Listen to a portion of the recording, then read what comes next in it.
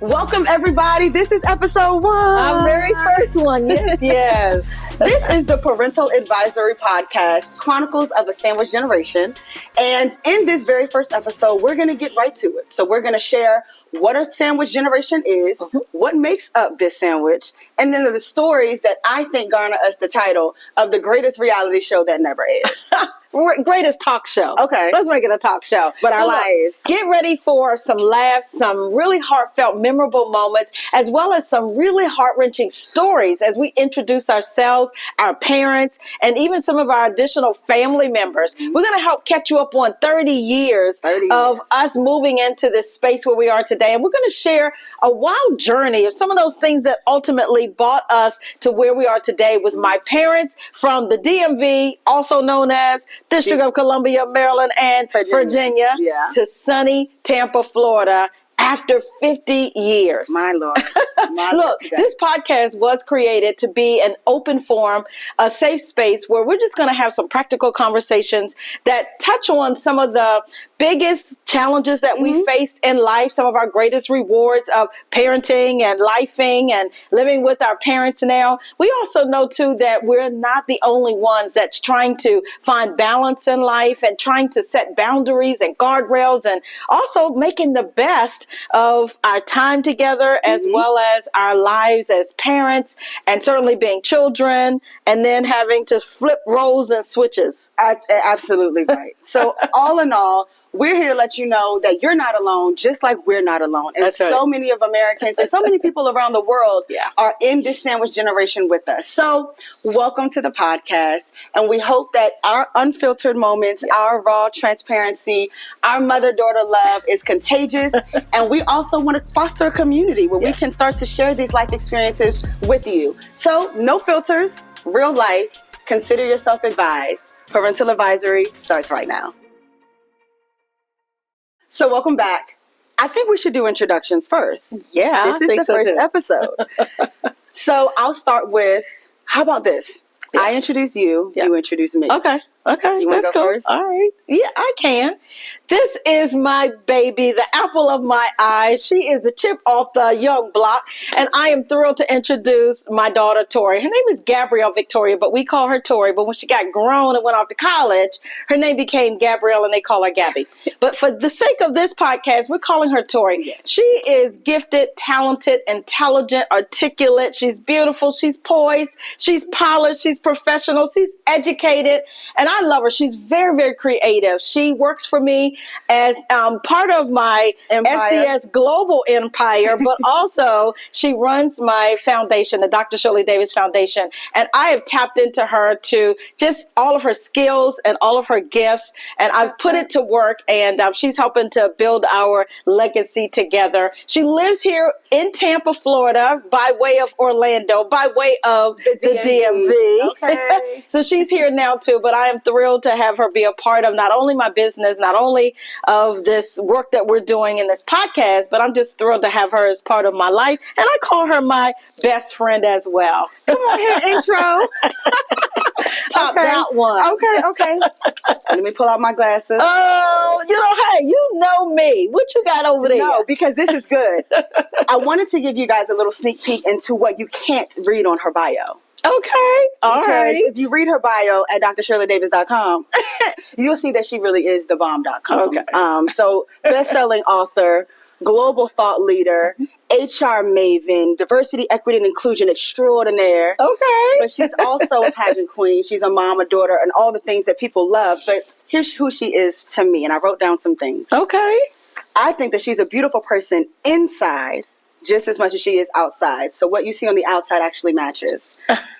She truly cares about people, and she wants to see people happy. She goes out of her way to do the right thing, and I have to emphasize that. My mom goes out of her way to do the right thing. We'll talk about that at some point. You're very kind, out of her way. Very kind, generous. Love, and sometimes people. She says to a fault, and we'll talk about that at some point. Because she loves to help and she loves to support. My mom is goofy. She's funny. She's energetic. She's sassy. She's clever. She's quick-wit. She loves to dance. I do. She loves to have, infectious laughter. And that's funny because in this season of Kamala Harris, I think you beat with the infectious laughter. Yes, you're going to hear it throughout this podcast. Yes. And I love that about her. She's easily amused. She has a childlike spirit, youthful presence, an aura that is just absolutely contagious. She's a nurturer. She's kind. She's loving. She's giving. She's sensitive. Okay. And my favorite, she is non-problematic. Okay. Right? Oh, non-problem. Big words up in here. Okay. Right. So this is my mom. Thank you. You know what else I would add to that? You can add I love my peace. Non-problematic. Non-problematic, but because I'm at peace with my life, I'm resolved in my life, and I'm living my happiest and best life, and yet the best is yet to come. The best is yet to come. So that's who we are. That's who we are. And I guess the first question to open up the podcast is, Mom, what is a sandwich generation? So, a lot of people ask that, but the sandwich generation has been around for a long time. It really is the people who usually are in their 40s and their 50s who are caring for both their children as well as their aging or senior parents at the same time. So that makes me the middle part of the sandwich. And, and we're juggling life, we're juggling responsibilities, and yet we're juggling the demands of two eras, right? Both the older generation and then the younger generation under us. So that is who we are. Absolutely. And there's a few statistics because my mama is I'm a data geek. She's a statistics girly. Look, I think it's important to understand what is the current state right now. And when we think about generations, right now we've got 6 generations, even in our global workforce and our population. But here in Florida, and then as we talk about in the United States, nearly 23% of the U.S. adults are part of the sandwich generation, meaning that there's simultaneously people who are supporting both their children and their aging parents. And this number surged even during the increase. The pandemic really brought out a lot of caregiving responsibilities, and particularly, and this comes from like the Mental Health Institute as well as the Michigan Medicine talks a lot about these. But also we know that by 2030, nearly 1 billion people on the planet will be over the age of 65. Wow. So that means that those of us who are in our 40s and our 50s will be taking care of our parents that are in those ages. And think about it, 7.8 billion people on the planet, but 1 billion of them will be people over age 65. And guess what? They're living a lot longer and they're working a lot longer. The other statistics that we know is that more than 50% of the adults in their 40s right now have both a child under the age of 18 and an adult child that they're supporting financially, as well as then a parent that's over 65 that they're also helping to support. And this group really faces, I think, some of the heightened challenges, and especially as we talked about with the pandemic, these pressures of healthcare burdens as well. But that brings in a level of not just healthcare, but that's emotional. Oh my gosh, physical, physical, and family, everything. And it's also, as you think about just your well-being, your wellness every day, how important all of that is. Look, here's another one. The average age of the sandwich generations, particularly here in Florida where we are, tends to be within the mid-40s and 50s, which is, again, where I am. But nationwide, members of this group also who care for both their children and their aging parents are generally in their early to mid-40s. So think about all the challenges for those of you who may be in your 40s, all the challenges that you're facing even right now. You got kids that may be coming, in their mid-careers. They've got children themselves. And so now you've got children who have children, and then you've got parents who, are experiencing different segments of their life, and they're having to make age adjustments is what we call it, right? So like for one example is trying to get your parents now to take on, a couple of, technology is one, but look, when you go to on a flight somewhere, Mom, you're going to get your wheelchair accessibility, right? That part. Oh, she loves it now. So she's getting used to it. Side note, we're doing a personal story moment. I just had to pick Grandma up from the airport. And let's talk about lack of technology and the wheelchair accessibility. Yes, Lord. So Mom was on travel being a rock star. And so I picked up Grandma from the airport. Grandma still had her phone on airplane mode, which means she can't receive calls. No calls coming in. And we're trying to pick her up. I'm trying to get Grandma, and all I know is what time her flight lands. Yes. And so I'm like, Mom, can you track her? Grandma's not answering the phone. So what did I do? Drove around the airport looking for my grandma outside on the curb. And there she was, rolled down in her little wheelchair, smiling and waving, just happy to see someone. Exactly. But it was still after 9 o'clock at night as well. And my mom is 80 years old. Shout out and to so grandma. It's those kinds of things. It's also like when we're going to Walmart now, you're going to get in a scooter, Mom, because you don't want to take a chance of, taking falls. So it's those kinds of grandma things. Was in a scooter. We're trying to get her in them. She thinks, and she walks well. She's in her right mind, which is great. She's not suffering from any major illnesses, which is a great thing. God bless. But we all, as part of the sandwich generation, recognize that there's going to be those times where you have to, like, they don't like to drive at night. So that's why Dad couldn't pick her up because he doesn't like to drive, too late at night as well. And they're still getting used to just being in Florida. Having those limitations. Yeah. That we have to rename as limitations. Exactly. That's exactly right. That's exactly so those are the kinds of realities that we're facing. That's the statistics. That's some of the, as we look at what we face in today's society as we're part of the sandwich generation, there's some complexities to it as well. It's some sacrifices and it is some real challenges, but there's also some happy moments and some laughable moments that we also enjoy. There has to be when you have 3 or 4 different generations under the same roof or in the same town. Exactly. And what we wanted to do is just express that, one, I don't think a lot of people know what a sandwich generation is. That's and right. knowing how that this is a village kind of dynamic now that we're living in, where everybody has hands on deck and everybody plays a role in each other's lives. That's right. So thinking about how we were raised and how that plays a part in how we're showing up today, let's kind of take it on back to how we were raised. Yeah. Mom was raised very differently than I was. And I was raised, as you can see, by her. Yep. And not solely, but predominantly. Predominantly, absolutely. Yeah, but, for me, my growing up I was raised by, 2 parents living in a household. Both of them were working parents. I was a latchkey kid, my brothers and I have 3 brothers. I'm the only girl and I'm the oldest, and that makes me queen bee, but also a nurturer, but I'm a daddy's girl. You are. Mom is my best friend as well, and we were a very close-knit family. Yes. I grew up where I was, very protected, nurtured, very, very close. And yet at the same time, we played a lot of sports. They kept us busy. We were involved in a lot of stuff. You heard her in the introduction mention I was in pageants. I was involved in a lot of school activities. I was in sports, all sports. So I was running track. I was playing softball. I was playing basketball. My mom and dad were running back and forth to games and all of that. Girl. I was all of those things, right? But my parents kept us really busy. So that made me competitive. That made me ambitious, driven.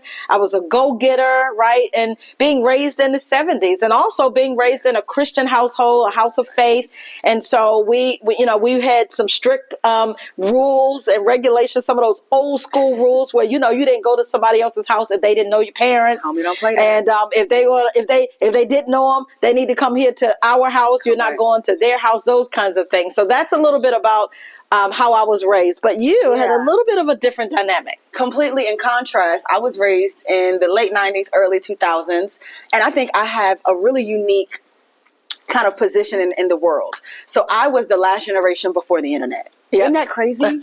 So when I was coming up, they were still teaching us how to log on to the internet, and that was part of our thing. So we had the opportunity when I was raised, we were still riding bikes to see each other and hanging out, and there was still like that one-on-one touch point of growing up together. Yep. But then I also transitioned in the middle of my teenage years to a more digital world with texting and stuff. But I'll say I was raised as an only child. And that's important because I relied a lot on the company of my mom. Yep. And we lived out of town most of my life. So cousins and grandparents weren't around the corner for me. So I think I picked up on a lot of independence, of being able to amuse myself. But then my mom became my very, very, very best friend. And I was there, right? Even though, very, very best friend. Even though I was a single parent, I was also very engaged and I was intentional about being a part of her life and made sure that she had a village around her because she was born in Tulsa, Oklahoma. And then when she was 18 months old, through job transfers, I lived a lot of places because of job transfers. We lived in Richmond, Virginia.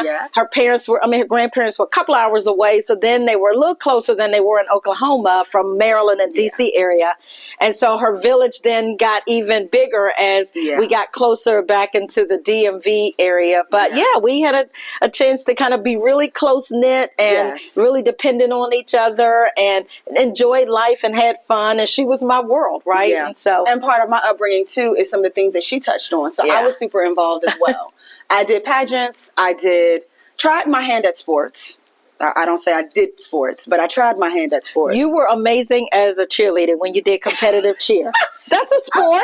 Okay. That's a sport. Thank you, Mom. But please don't ask her to play basketball. I was the only one on the team that Please don't ask her to play volleyball. No, I was good. Yeah. And then soccer. Okay. I did soccer and track. I did track. Yeah. I was pretty good in track. Okay. All right. She was a wonderful singer, a phenomenal singer. She was amazing in talent shows and pageants and fashion shows. Yes. So, sports, not so much. But I did debate. I used to be really good. Debate team, she was amazing. She was a champion. So Mom had me very involved as well in a plethora of eclectic and diverse activities. Yeah. But she kind of raised an all-American girl herself. I did, but you know what? A lot of the same things that I was raised with, I gave you as well. So that whole sense of family values and growing up as a child of faith and, and certainly... let's touch on that because I'm not just a child of faith. I'm a whole PK. That is very important, and I'm glad you touched on that because I was also raised in the church. Very much. Yeah, my mom is a minister. She loves the Lord. She is church-bred, born and raised. That's right. So I was in the choir. I was in the youth council. I was on the young adults. Like I was in everything. Church 3-4 times a week. Well, if I had to go, you were going 3 or 4 times a week. And then she enrolled me in Christian school. Yes. So from K4 to 12th grade. To reinforce the values that you were learning at home, you learn in school. So there was some consistency and continuity in your life. Yes, I'm good and saved.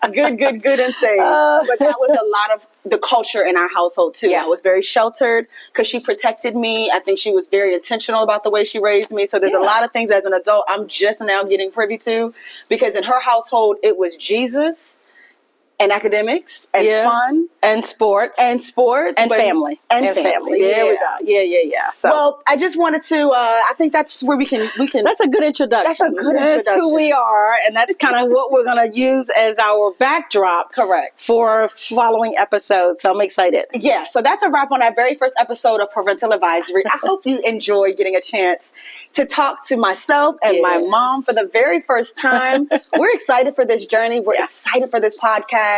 We have so many ideas, stories, B-rolls. You'll get a chance to meet these infamous grandparents of mine. But we've covered a lot today. So what it means to be a sandwich generation. If you took notes, if you are part of this, I guess, this culture now that we're forming. And our community we want to build. Yeah.